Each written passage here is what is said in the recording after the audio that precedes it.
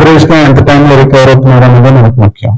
So average గా ఒక 4 to 6 weeks recovery time అందులో చేసిన ఫైనల్ గా ఫిజియోథెరపీ చేయకపోతే నీ రీప్లేస్మెంట్ సర్జరీ ఉపయోగం లేదు. ఈ సర్జరీ ఎందుకు చేయించుకుంటారు? జస్ట్ నొప్పి తగ్గడానికి కాదు కదా, ప్రీవియస్ యాక్టివిటీ లెవెల్స్ ఆపై వెళ్ళగలగాలి, వాళ్ళ పిల్లలు అమెరికాలో ఉంటే అమెరికా ట్రావెల్ చేయగలగాలి ఈ పని. సో ఇప్పుడు హార్ట్ అటాక్ వచ్చింది అనుకోండి, అది లైఫ్ థ్రెటనింగ్, కంపల్సరీ చేయించుకోకపోతే నెక్స్ట్ డే మనం ఉంటాము అన్నది తెలియదు. ఈ మోకాలు మార్పిడి అనేది అలాంటిది కాదు, it is a life style enhancement surgery. So ఇవన్నీ కంఫర్ట్ కోసం చేయించుకునేది, బెటర్ క్వాలిటీ ఆఫ్ లైఫ్ కోసం వచ్చింది అని ఒక స్టడీ చేస్తున్నాం. ఇప్పటిదాకా వచ్చిన మా డేటా చెప్తాను. సో తృప్తి కోసం చేస్తామండి, వాటిలోని మనం దానికోసం చేసేది కాదు కదా, మనం బెస్ట్ అవుట్కమ్ ఇవ్వగలగాలి.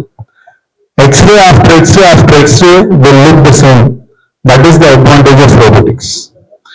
ఇప్పుడు వై మెషిన్స్ మనం ఆలోచించామనుకోండి ఇబ్బంది ఉండదు. అలా కాకుండా మనం జస్ట్ ప్రైస్ టు ప్రైస్ చూస్తే దానికి దీనికి 10% తేడా అనుకుంటాం. బట్ ఈ 10% మనం యాక్చువల్గా రికవర్ అవుతున్నాం. రెండు, మీరు త్వరగా మీ జీవనోపాధి ఏది ఉందో దానికి వెళ్ళిపోతున్నారు. సో మీరు పెట్టాల్సిన సెలవు తగ్గింది. సో అలా కూడా మీకు ఫైనాన్షియల్ గా అడ్వాంటేజే వస్తుంది.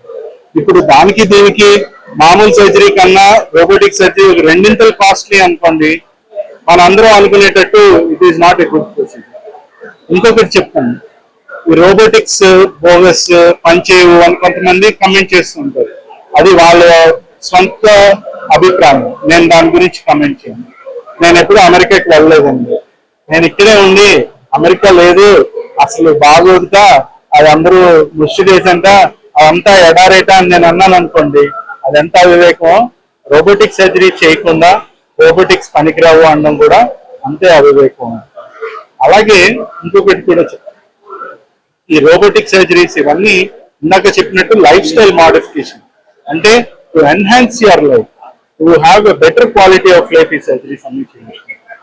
So robotic surgeries are safe and it is going to be the future. నా చిన్నప్పుడు అపెండిసెక్టమీ వచ్చింది అంటే ఓపెన్ సర్జరీ అయ్యేది. అలాంటిది ఇప్పుడు ఎవరైనా ఓపెన్ సర్జరీ చేయించుకుంటారు అంటే ఎవరు చేయించుకొని కూడా చేయించుకోవట్లేదు. సో అలాగే కొన్ని ఏళ్ళకి రోబోటిక్ సర్జరీ కూడా నార్మల్. ఎప్పుడైతే ఎక్కువ మంది రోబోటిక్ సర్జరీస్ చేయించుకుంటున్నారో, ఎప్పుడైతే ఎక్కువ మంది రోబోటిక్స్ టెక్నాలజీస్ వాడుతున్నారో, ఆటోమేటిక్ గా కాస్ట్స్ అన్ని తగ్గుతూనే వస్తాయి.